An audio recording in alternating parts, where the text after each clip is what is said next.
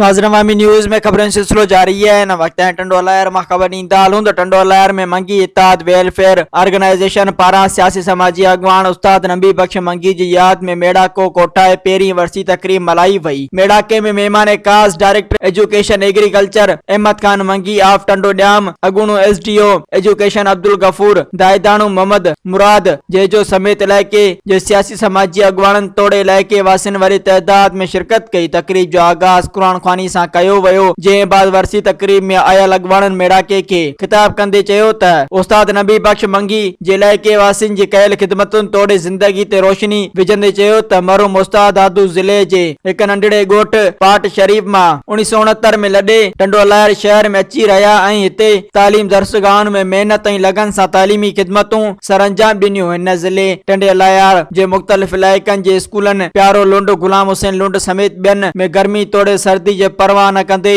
पंहिंजी ख़िदमतूं सरअंजाम ॾिनियूं ऐं हमेशा ग़रीब ऐं बेपहुच शागिर्दनि खे पढ़ाइण सां गॾोगॾु पंहिंजी पगार मां ख़र्च करे ग़रीब शागिर्दनि जी मदद कई। तालीम खाते मां रिटायर्ड थियण बाद सियासी समाजी हवाले सां इलाइके वासियुनि जी ॾींहुं राति ख़िदमतूं कंदो रहियो। इहो ई सबबु आहे जो अॼु संदसि वरसी तकरीब असां मल्हाए यादि करे रहिया आहियूं। मज़ीद खबरों और तफसीलात के लिए विजिट करें हमारी वेबसाइट www.awamiNewsHD.com।